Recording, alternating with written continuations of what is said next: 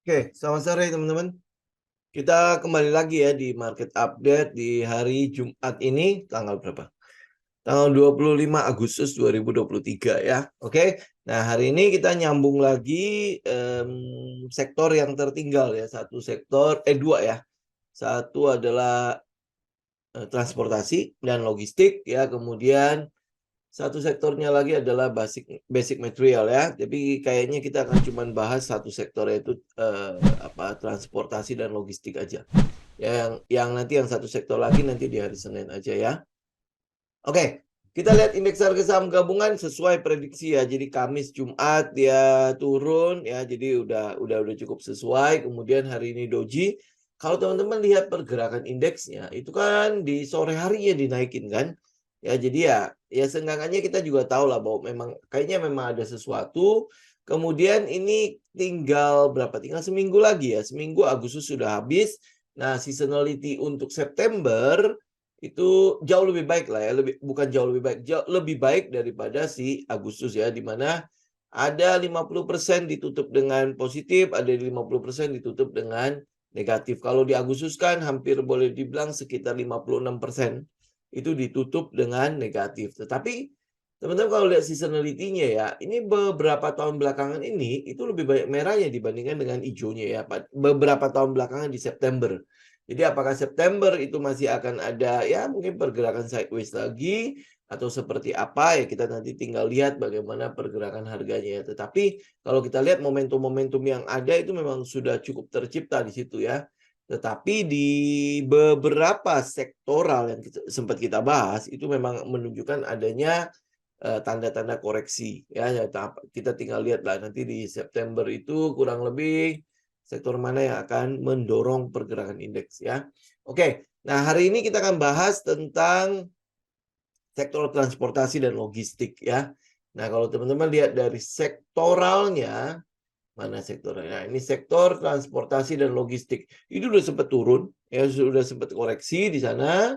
Kemudian habis itu mantul ya. Kalau di namanya transportasi dan logistik, berarti dia urusannya sama transportasi sama yang berhubungan dengan perusahaan-perusahaan yang bergerak di bidang logistik ya. Jadi ya kalau teman-teman mungkin masih ingat ASSA ya pasti ada di sini ya, karena apa, dia berhubungan dengan logistik. Kemudian logistik yang berhubungan dengan apa itu namanya kayak JNE, JNT, Antaraja ya. Nah, itu juga sama ada di sini juga ya.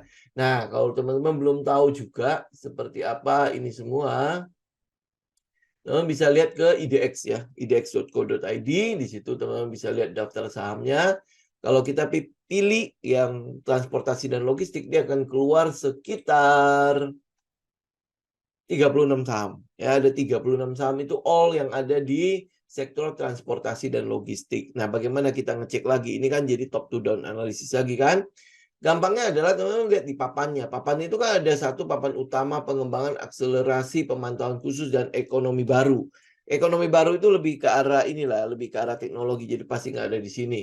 Nah, pertama adalah kita buang-buang dulu ya. Jadi yang ada di dalam pemantauan khusus, ya papan pemantauan khusus itu teman-teman udah nggak usah lihat. Ya mungkin memang di situ ada satu yang lagi menarik-menariknya itu Garuda Indonesia. Ya Garuda Indonesia memang kita mendeteksi akan adanya perubahan turnaround di Garuda Indonesia ya, di mana tadinya waktu COVID itu hampir boleh bang tidak ada, pemasukannya sangat-sangat sedikit. Nah ini setelah COVID itu kelihatannya menanjak ya. Kemudian kita lihat juga harga-harga tiket pada setelah COVID itu hampir boleh dibilang udah nggak murah-murah banget ya, nggak semurah sebelum COVID itu loh. Ya mungkin teman-teman bisa lihat lah murahnya si tiket-tiket pesawat ini sebelum COVID dan setelahnya itu jauh banget berbeda. Bahkan penerbangan-penerbangan yang ada cukup menikmati ya, kayak misalnya CMMP atau AirAsia juga cukup menikmati, di mana laba dari harga tiket ini yang cukup tinggi ini cukup oke lah ya. Kemudian beredar isu mau di merger. Ini sebenarnya isu lama lah yang mau di merger, Citylink, Garuda Indonesia dan Pelita Air mau di merger jadi satu. Memang kalau di merger jadi lebih baik gitu. Kenapa? Karena Citylink kan masih bagus ya. Kemudian Pelita Air juga masih ada backingannya si Pertamina masih cukup bagus. Tetapi kalau teman-teman lihat dari ini ceritanya kan ya, ini story-nya kan. Tetapi kalau teman-teman lihat dari technical, karena dia di papan pemantauan khusus, maka arahnya itu adalah 10% tok. Jadi setiap arah itu ya maksimal dia cuma ada 10%. Memang dibatasinya seperti itu ya. Kemudian kalau teman-teman lihat dari teknikalnya, ini kan banyak yang kopong-kopong ya, udah loncat terus kan. Apa yang teman-teman lakukan? Kalau seandainya lu menemukan sesuatu yang menarik pada Garuda Indonesia, ya maka yang kita tunggu itu adalah dia retest, ya dia pullback ya, atau dia nutupin gap-gap yang ada gitu loh. Kalau teman-teman lihat pergerakannya kan udah tegak lurus tuh. Jadi kalau udah arah berapa kali? Udah arah 3 hari atau 4 hari kan? Nah itu berarti apa? Berarti apa dia menghasilkan gap-gap yang ada dan itu udah tegak lurus. Nah kalau dia tegak lurus, teman-teman udah lebih baik tunggu dia retest saja. Ini udah pasti akan cukup mengerikan, di mana ini kan baru rumor kalau ada merger. Dulu juga udah pernah kan, oh nanti akan di merger atau bahkan dibangkrutkan sekalian itu si Garuda Indonesia. Jadi ganti dengan maskapai baru kan. Ya kan? Karena apa? Utangnya itu gede banget, sangat besar banget. Padahal kalau lihat dari perusahaan sejenis kayak Singapore Airlines segala macam itu udah untungnya udah lumayan. Ya kata Pasifik untungnya udah lumayan. Nah sekarang Garuda Indonesia kok masih begitu-begitu saja. Ya ini kan harus ditanya dong di mana pengelolaannya. Jadi kalau dari sisi fundamental saya sih tidak terlalu pengen banget masuk ke dalam si Garuda Indonesia ya. Ini yang kita lihat loh ya, apalagi di Bank Indonesia di Bursa Efek Indonesia kan dia udah masuk ke dalam pemantauan khusus. Nah, masuk dalam pemantauan khusus, memang ada saham-saham yang di pemantauan khusus juga kita ambil ya. Tetapi kalau yang di kasus ini kan hampir boleh dibilang lumayan merepotkan ya.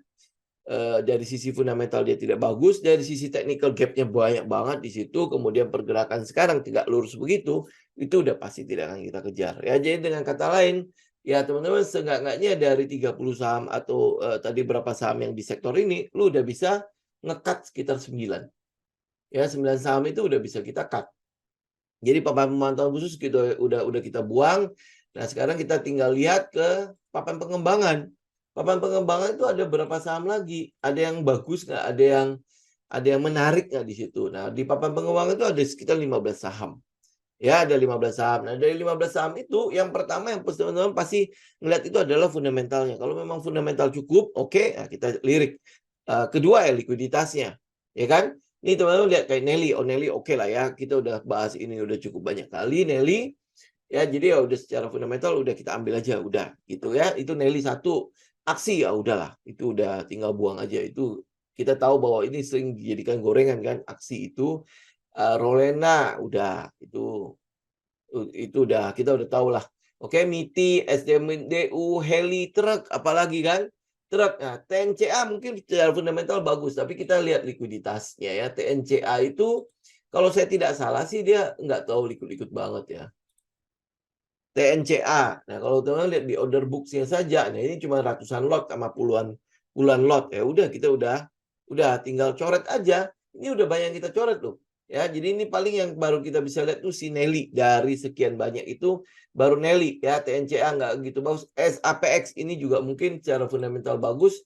Kita mau lihat SAPX itu kira-kira bagaimana dengan ini cuma 1 lot, 2 lot, 3 lot. Ya udah tinggal coret aja, itu udah nggak usah dilihat lagi. Daripada nanti bisa beli nggak bisa keluar, buat apa kan? Kemudian ada Jaya. Jaya ini adalah salah satu yang memang sudah kita bicarakan dari kemarin ya. Jadi sudah ada Nelly, sudah ada Jaya, ada Kajen, ada GTRA. Ini GTRA juga pergerakannya kemarin sempat di apa ya, dalam tanda petik digoreng ya. Nah, ini juga baru IPO, udah kita buang aja ini yang baru-baru IPO ini. Kemudian terakhir ada HATM. Ya, HATM. HATM gimana ya HATM? Coba kita lihat HATM. HATM. Ini dari sisi ini harusnya saya cek itunya dulu. Nah, dari sisi teknikal ya kita memang masih lihat dia masih turun ya, masih lumayan turun. Nah, ini baru IPO, kemudian naik lumayan tinggi, kemudian dia diturunkan lagi dari HATM di order book-nya gimana? Ya, order book-nya sih lumayan tuh ada ribuan lah ya, cukup oke ya. Nah, kita lihat sekarang teknikalnya si HATM. Nah, oke, nah HTM kalau lihat begini saya tidak akan beli. Kenapa? Ya lihat teman-teman. Ya. Ini yang Bu Mimi udah langsung ngomong itu banyak crossing barang. Ya ini repo. Ya kalau lu lihat dari ini dari teknikalnya kita udah tahu nih. Coba bayangkan ini candle-nya kecil-kecil begitu tapi volumenya gede-gede semua. Ya, jadi udah jelas, udah tinggal dibuang. Nah, dari sekian dari 15, berarti kita cuma dapat Nelly sama Jaya. Ya, dari Nelly sama Jaya. Udah selesai gitu loh, ya kan? Nah, habis itu apalagi dari papan pengembangan kita baru dapat 2 ya. Ya, pemantauan khusus kita buang, di pengembangan cuma dapat 2, Nelly sama Jaya. Teman-teman catat aja ya. Kemudian habis itu kita lihat di papan utama. Namanya juga papan utama kan. Harusnya isinya itu adalah saham-saham yang dalam tanda petik bagus, ya kan? Nah, mari kita lihat di situ. But ini udah saham yang sudah kita bicarakan dan itu udah naik lumayan gede lah. Tapi oke, kita lihat teknikalnya seperti apa ya. Itu ada SMDR ini juga udah kita bicarakan dari tahun lalu ya. SMDR ini juga udah SMDR dan Temas itu sudah jadi beggarnya kita lah ya. Kita nggak tahu nanti sekarang kayak gimana, kita lihat nanti. Kemudian WH ini adalah anak perusahaannya si Panorama, PANR ya. Ini nanti kita lihat ya fundamentalnya seperti apa, teman-teman cek sendiri lah ya. Tapi ya oke lah, kita ambil karena dia masih ada induknya seperti apa ya, nanti kita cek teknikalnya si WH. Nah, terus ada BPTR. Ini BPTR ini agak unik ya. Ini adalah anak perusahaannya si BPII. BPII ini adalah perusahaan konsultan sama keuangan, tapi dia punya anak perusahaan yang bergerak di bidang pelayaran. Hebat ya. Nah, kemudian BPII ini juga punya satu perusahaan lagi namanya BPFI. Ya, BPFI ya, teman-teman pernah dengar lah ya itu ya. Nah, ini agak menarik sih memang saham ini. Ya, ini nggak tahu kenapa dia ada di sini di BPTR ya. Tapi teman-teman cek dulu lah fundamentalnya ya. Tapi yang mungkin yang kita lihat terbaru yang paling gampang itu adalah kita lihat di order book ya. Nah, kalau order booknya sih lumayan lah ya, masih ada 3.000 lot ya, ratusan lot sampai 1.000 lot ya. Oke. Nah, tetapi ya tinggal fundamental lu cek lah ya. Tapi ya, nah ini Bu Mimi udah confirm lagi, udah sering digoreng ya.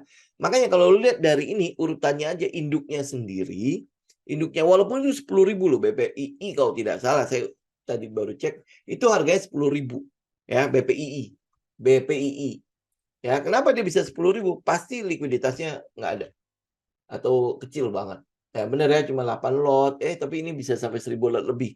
Hebat ya. Nah, kemudian ada namanya BPFI. Itu satu grup. Itu satu grup.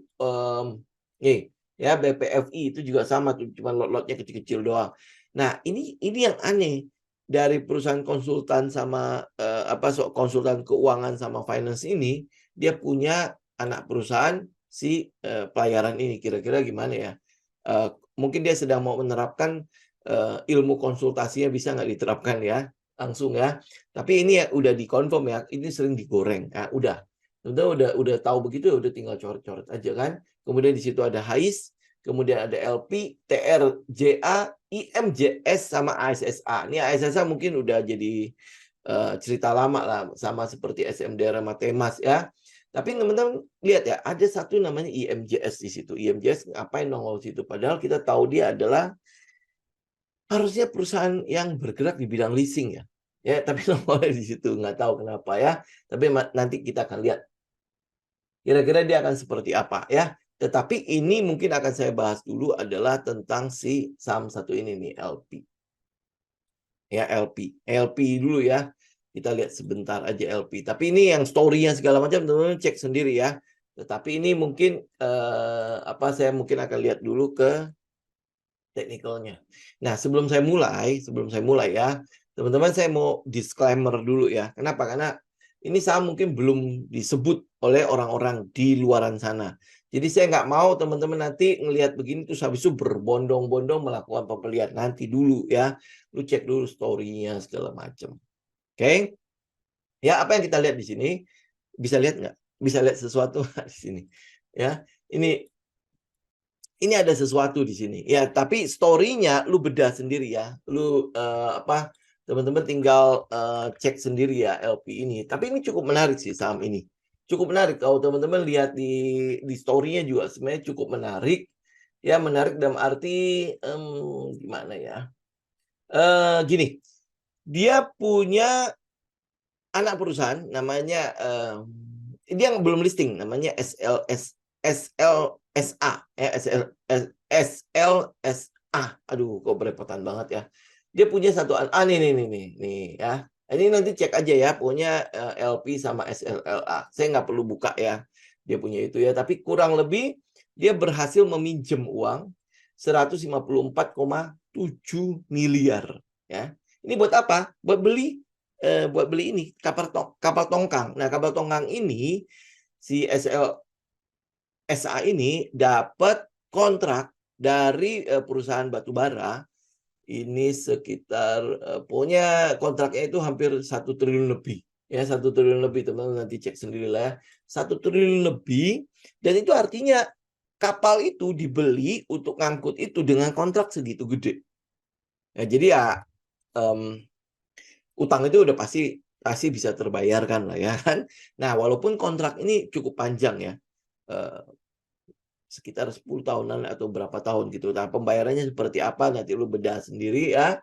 Nah, tapi yang kita melihat menarik itu adalah teknikalnya. Teknikalnya ada sesuatu yang menunjukkan kepada kita kok kayaknya ini ada something ya. Walaupun ya, ini juga teman-teman mesti cek juga volumenya itu lumayan gede. Lumayan anomali di sana. Ya, lumayan anomali. Ini baru kita lihat permukaannya tok. Ya, permukaannya benar-benar menarik.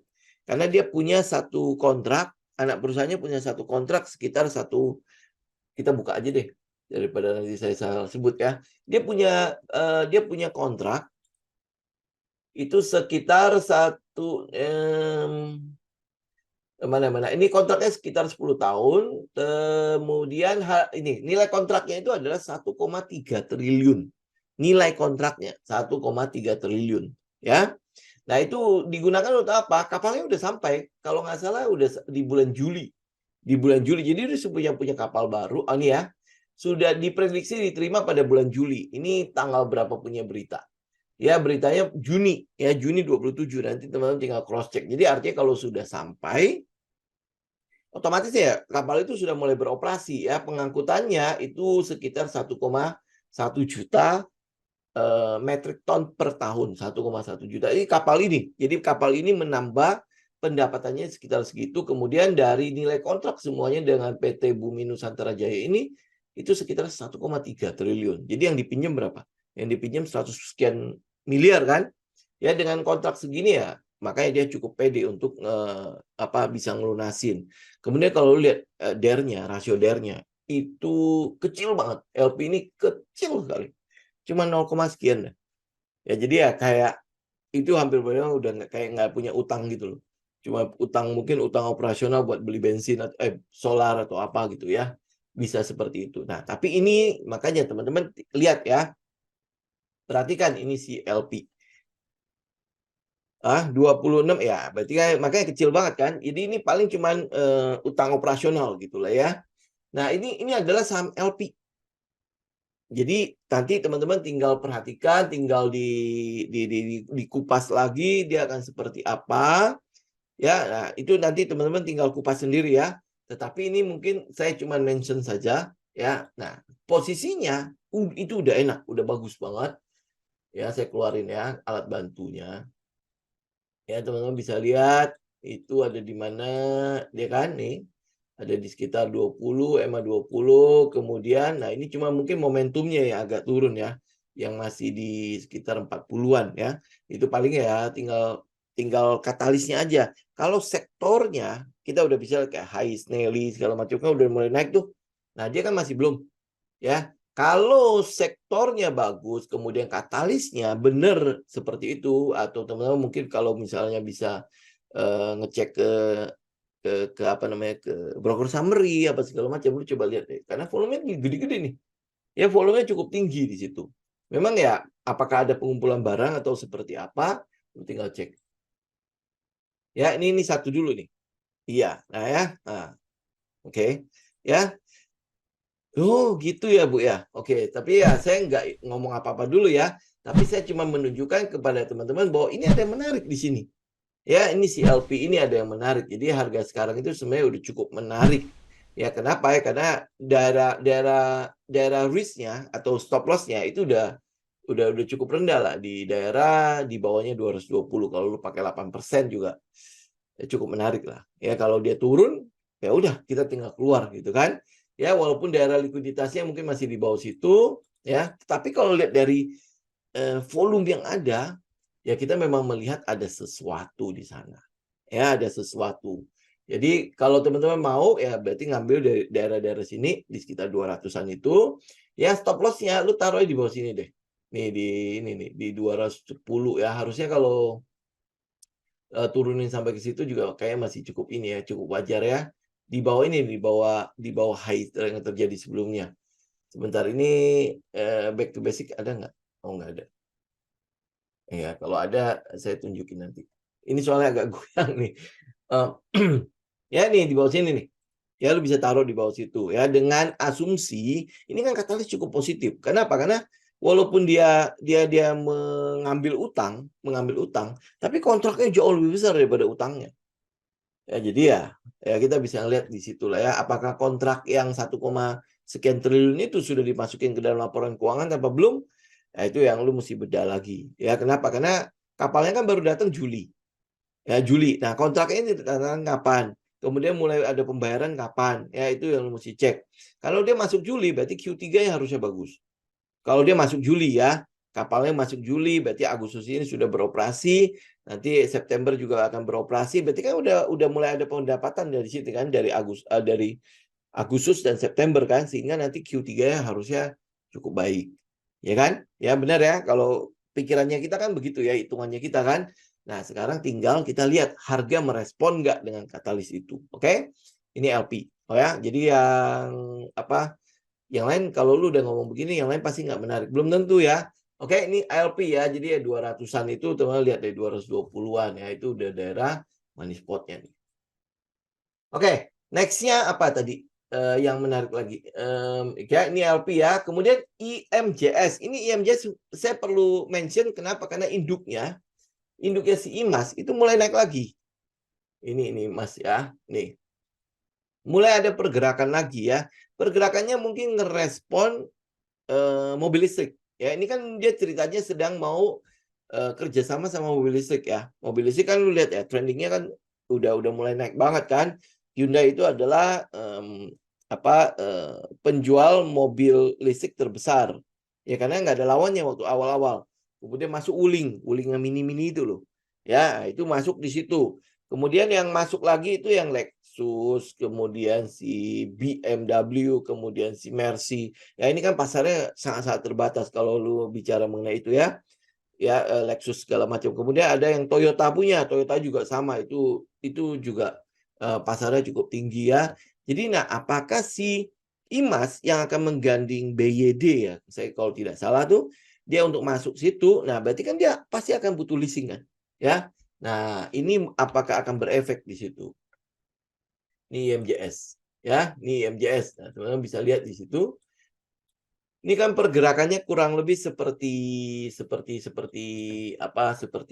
inilah ya, seperti induknya ya. Nah, apa yang kita lihat di situ ini kan setelah dia gonjang-ganjing kemudian dia sempat naik. Nah, ini udah break. Nah, ini udah di daerah supportnya lah. Kita bilang gitu lah ya, daerah-daerah supportnya di sekitar 316 sampai 340. Nah, kenapa dia masuk ke sektor transportasi dan logistik itu saya nggak ngerti. Ya, tetapi dia ada di situ. Ya, dia ada di situ.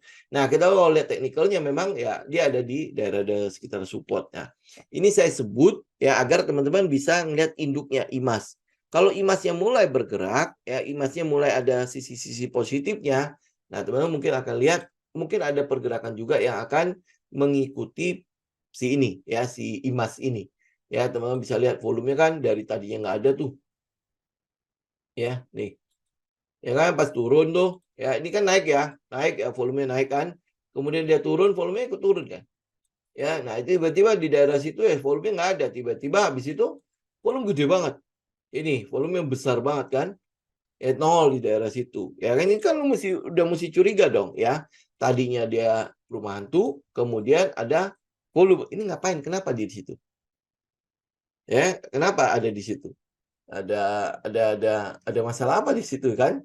Gitu kan. Jadi ya teman-teman, jadi otomatis bisa mulai memperhatikan ya, jadi jadikan itu watchlist. Tadi kita bicara LP, IMJS karena dia pas kebetulan di sektor itu.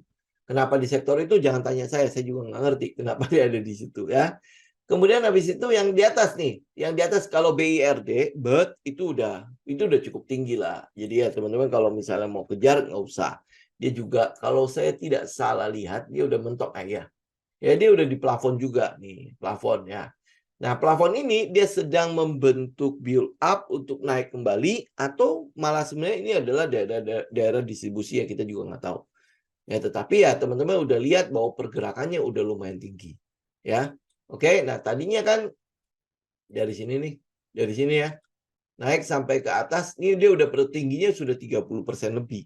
Ya, ini pergerakan si BERT-nya itu sudah 30% lebih kalau saya ambil dari sini. Ya ambil dari daerah-daerah ini ya, daerah money spotnya, atau pada saat dia nge-break break high yang terjadi sebelumnya di 1950, 1950. Jadi kalau dia posisi sekarang ya memang udah lumayan tinggi lah, udah 20% sampai 30% ya. Jadi kalau dia udah tahu tinggi ya lebih baik teman-teman lihat yang lain saja. Ini udah di posisi juga markup-nya kan. Jadi udah bukan area-area risk yang rendah-rendah sekali gitu. Ya masih ada yang lain nih, misalnya contoh kalau BERT lu nggak usah paksain, ada LP. Gua nggak terlalu srep nih sama LP ya, lu coba lihat IMJS mungkin ya ini ya pergerakannya lebih sesuai sama lu ya. Nah kalau nggak sesuai lagi, nah kita mau lihat ya SMDR sama Temas. Saya mungkin tidak terlalu menyarankan teman-teman. Kalau SMDR dia kan masih ada satu ini ya, satu katalis yaitu dividends at interim ya. Nah dan pergerakannya juga ada di sekitar support. Ini. Teman-teman lihat ya, daerah likuiditasnya itu di 346 sampai 360. Itu daerah-daerahnya. Ya kalau dia turun daerah situ, itu bisa lu spekulasi buy. Ya, spekulasi buy. Tapi ini cuma buat swing. Ini SMDR saya mau ingatkan, teman-teman hanya pakai ini buat swing. Ya, jangan diharapkan, oh nanti kita bisa nggak ya kayak kemarin ya. Dari berapa ini? Dari bahan ini, di bawah sini ini 60. Terus habis itu dia naik sampai ke 800. Ya, nggak usah harapin kayak gitu. Itu sudah apa distribusinya sudah terjadi ya. Jadi kalau dia daerah sini apakah diakumulasi, saya cenderung untuk melihatnya buat swing doang ya. Kenapa kita lihatnya kayak gitu? Karena gini, teman-teman lihat kemarin kenapa terjadi seperti itu ya, pergerakan naik dia SMDR sama si Temas karena adanya supply chain yang terganggu. Jadi ya supply untuk kapal-kapal tuh nggak ada. Ya sehingga ya orang lebih berani untuk membeli atau mengkontrak kapal-kapal itu dengan harga yang tinggi. Agar apa? Barangnya keangkut. Kalau enggak ya gimana gitu kan. Makanya kan terjadi lonjakan pada pendapatan mereka. Ya nah kalau sekarang ya kondisi udah normal. Lu mau mengharapkan jual mahal gitu dengan nilai jual yang tinggi. Enggak, ya gue daripada SMDR gue masih ada LP misalnya. Ya gue tinggal cari LP atau gue cari Nelly atau gue cari Hais gitu kan jadi udah nggak bisa jual mahal gitu. Oke, nah apalagi pelayaran internasional juga semua juga udah balik normal kok.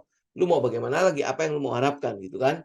Tapi secara teknikal si SMDR itu cukup menarik secara teknikal buat swing doang ya, swing ke atas ya, swing sampai ke daerah sini nih, daerah sekitar 420-an ya. Nah apakah cukup dengan katalis dividends itu, dividen interimnya itu apakah cukup untuk menggerakkan si SMDR ke atas? Kalau cukup ya udah, berarti lu bisa buy di daerah bawah, di daerah 350 sampai 360 ini, ya lu nge-swing sampai ke atas. Ya sekitar 420 itu udah target lu. Kalau dia sampai bisa naik lebih tinggi lagi, ya paling di sekitar 480-an. Gitu. Itu untuk si SMDR. Ya. Nah kalau Temas gimana? Temas saya udah pasti nggak nyaranin. Kenapa? Kalau lu lihat dari teknikalnya, lu juga nggak mungkin beli. Ini namanya nangkap pisau jatuh. Ya, walaupun ini udah di daerah-daerah sekitar support nih. Gitu kan ya. Kita nggak akan nangkep. Kita nggak akan nangkep ini jelas-jelas pergerakannya turunnya begitu drastisnya, masa lu tangkep? Emang siapa lu gitu kan yang bisa menghentikan pisau itu tanpa terluka? Nggak mungkin. Gitu kan. Jadi ya lu akan tunggu dia seperti kayak SMDR atau mungkin dia akan seperti si IMJS yang supportnya ketahuan. Gitu ya, sehingga kita bisa taruh di mana stop loss kita. Ya, resiko kita bisa taruh. Kalau sekarang lu bisa tahu nggak stop loss? Oh, bisa di tempat yang lama. Oh, ini kan ada support-support di situ. Ya, tapi kalau kita kita nggak tahu dia akan menguji sampai kemana, ke support yang mana. Ini kalau pergerakannya begitu tajam turun, bisa jadi support-support yang ada akan dilewati dengan mudahnya. Gitu kan? Kenapa? Karena nggak ada yang nahan. Gitu ya. Kenapa nggak ada yang nahan? Karena dia udah keluar, udah distribusi di atas. Ini loh, ya si gajah-gajahnya udah nggak di situ. Jadi ini sebenarnya udah permainan retail doang, markdown-nya. Gitu. Ini udah taraf di mana fear-nya itu udah terjadi. Kalau gue nggak keluar, ini gue bisa nggak punya apa-apa nih. Ya apalagi kalau dia ngambilnya di daerah-daerah atas, daerah-daerah 300. Ini 300 karena dia udah stock split ya. Ya itu untuk si Temas. Jadi kita nggak sarankan teman-teman ngambil. Ya ini udah dipotong banyak nih. Kemudian yang lain mana lagi? Ini ada si WH. WH juga teman-teman tinggal cek teknikalnya. Teknikalnya seperti apa? Nih pergerakannya kan sudah naik nih. Pergerakan sudah naik nih. Kemudian dia di plafon. Plafonnya di 166. Jadi apa yang teman-teman tunggu di situ? Lebih baik tunggu dia breakout. Ya pastikan dia breakout. Kemarin memang dia udah sempat breakout. Ya ini kayak nguji nih ke atas nih. Kemudian masih turun kan? Nih dia udah sempat break sampai tingginya berapa? 173 kan? Dia udah sempat break. Jadi yang teman-teman tunggu itu adalah dia breakout lagi. Jadi dia udah breakout, kemudian beberapa candle dan stay di atas itu. Nah, baru lo ikut. Ya. Nah, nanti pasti akan ada cocokologi nih. Oh, ini kan cup nih. Jangan-jangan dia mau bikin cup and handle. Ya terserah lu mau ngapain lah. Tapi ini teman-teman bisa pakai ini jadi kayak sources juga. Ya jadi kayak pattern sources ya. Mangkok gitu loh, mangkok. Terus habis itu lu tinggal proyeksi. Ya ada peluang dia akan sampai ini targetnya. Ya targetnya kurang lebih di daerah-daerah sini nih. Daerah-daerah atas itu. Di mana di sekitar 233. Ini kalau semua terpenuhi. Jadi tunggu dia breakout aja. Nah, dia breakout sekitar 170-an. Ya, jadi udah di atas 170, kemudian dia udah stabil di 170. Nah, di situ lu akan tunggu dia retest untuk masuk, ya. Targetnya itu target pertamanya ada di sekitar 200, jadi dia akan naik dulu sekitar 200. Kemudian targetnya yang satunya lagi ada di sekitar 230. Nah, habis 230 ya itu terserah lu mau ikutin dengan trailing stop apa enggak. Itu udah urusan lu lah, karena masih ada satu high lagi di 284. Ya, ini untuk WH. Oke, kemudian apalagi sih? Nah, terakhir highs deh ya, karena nggak ada lagi yang lain. Yang lain ya TRJA segala macam udah nggak itu. Ya, highs ya. Oke, nah kita lihat highs coba. Teknikalnya si highs. Nah, highs sendiri ini kayak si WH ini ada di plafon nih. Ya, ada di plafon. Jadi ya lu akan tunggu dia break dulu nih. Ya, kenapa gue bikin plafonnya di situ? Ya, lu lihat, lu pakai lancar deh. Nah, teman-teman akan lihat kan ada plafon di situ di 326. Ya, benar ya. 326 ya. 326 itu plafonnya. Jadi sekarang si HICE itu ada di plafon sekarang. Ya kalau dia break, ya ada peluang ini high yang tertingginya itu sebentar saya balikin. High tertingginya setelah dia break nanti ada di sekitar 466. Jadi itu adalah harga IPO-nya dia. Harga tertinggi pada saat di IPO. Benar ya? Nggak ada lagi kan di atas. Ya, nah ini harga tertingginya di sekitar 466 ya. Kemudian kemarin kalau saya tidak salah, HICE ini juga mendapatkan laporan keuangan yang cukup bagus ya. Pendapatan income yang cukup bagus ya di Q2-nya. Ini teman-teman lihat ya. Pendapatannya ini terus naik nih. Nah, ini juga naik. Oke. Nah, ini sama ini gimana nih yang di Q3 nanti? Ya kalau dia masih ada kenaikan lagi, ya ini masih akan cukup bagus lah ya buat pergerakannya. Tapi yang pasti adalah ini sama ini kalau lihat dari teknikalnya di Q1, Q2 itu udah cukup di price in lah ya, karena kan naik kan. Ya pergerakannya sudah naik nih di sini. Ya, nah tinggal tunggu dia break. Nah, apakah dia bisa ngedorong lagi naik? Ya lu lihat Q3 sama Q4-nya. Ya, nanti ya nggak usah tunggu laporan keuangannya, lu tinggal cek di lapangan. Kira-kira seperti apa ya pengangkutan ini kan cuma angkutan doang kan. Nah, pengangkutannya masih cukup ramai enggak? Kalau pengangkutannya masih cukup ramai, nah itu mungkin pendapatannya pasti akan ada peluang untuk naik. Ya, contoh kayak LP lah. LP kan kita langsung bisa ngedeteksi ada satu kontrak gajah di situ kan. yang dia ngambil kredit cuma 150 miliar gitu kan, tetapi dia dapat kontrak 1,1 M selama 10 tahun. Jadi kalau lu bagi itu berarti kan sekitar 10 tahun itu, satu tahunnya itu kurang lebih dia akan dapat sekitar 110 M. Ya, 110 M itu udah harga sama kayak harga kapalnya setahun. Jadi kalau dia terus beroperasi lancar, berarti dalam setahun itu sebenarnya utangnya itu udah bisa dibayar 110 kan. Ya, nah ini utangnya jangka pendek pun sebenarnya nggak pusing. Makanya manajemennya si LP kan bilang kan dia nggak pusing karena itu udah pasti bisa dibayar. Karena ada kontrak segede gitu. Lu kalau ada kontrak segede gitu juga lu pasti berani beli kapal. Itu kan dibilang kapalnya sekitar 14 atau 15 juta US dollar kan. Ya, atau sekitar 150 miliar gitu. Gitu ya. Jadi teman-teman tinggal cek aja di situ. Ya, oke. Ini hari ini cukup jelas ya, teman-teman ya. Jadi ini yang kita bicara mengenai sektor transportasi. Katalisnya itu ada beberapa di tempat itu, ya, di beberapa saham itu, termasuk yang satu saham itu yang kita sebut sekarang ya, si 4 huruf itu, ya, semua 4 huruf ya. Ya, nah tinggal teman-teman ingat saya mau ingatkan adalah lu harus bikin analisa sendiri. Jadi jangan percaya sama saya, belum tentu gitu loh ya, apa yang saya sebut sekarang itu pasti akan jadi sesuatu, akan jadi beggar dan lain sebagainya. Itu tidak ya. Jadi tetap percaya sama diri sendiri, do your homework ya, do your PR-nya bikin ya, bikin semua PR itu dan you trade your plan. Ya. Oke. Cepin kayaknya masih baik-baik saja Pak ya. Tapi kayaknya sih nggak terlalu menarik-narik banget. Paling ya cuman katalis untuk si itu ya, ekspornya ke Singapura. Tapi itu kecil kok Pak. Kita udah sempat mereview itu kan kecil. Jadi daripada dia fokus ke ekspor, lebih baik fokus ke dalam negeri. Ya, nah cuman yang jadi persoalan untuk Secepin, JPFA, main segala macam itu adalah campur tangan pemerintah yang terlalu kencang. Itu doang sih. Tapi ya sekarang ya posisinya cukup bagus sih. Maksudnya teknikalnya ya. Kita lihat ya mungkin dia akan sideways. Tunggu dia bikin money spot baru kita bicara lah. Untuk si Cepin JPFA. Ya. Cukup low ya. Tapi setupnya kan belum ada. Jadi ya tunggu dia money spot aja. Ya volumenya kayaknya sih udah cukup kecil ya. Nah ya. Volumenya udah cukup kecil ya. Tunggu dia bikin money spot aja baru kita itu. Kemarin kan baru ekspor telur konsumsi ke Singapura kan. Tapi ini saham-saham yang saya udah mulai tidak terlalu perhatikan. Kenapa ya? Karena daripada itu ya naik bagus kemudian pemerintah datang lagi, udahlah, masih banyak yang lain gitu. Gitu ya. Oke. Kayak gitu ya teman-teman ya. Kalau tidak ada pertanyaan lagi, saya mungkin cukupkan untuk hari ini ya. Happy weekend semuanya. Sampai ketemu lagi minggu depan ya. Oke, selamat istirahat semuanya. Iya. Oke. Ya. Oke, bye-bye. Saya Jim pamit. God bless semua. Thank you.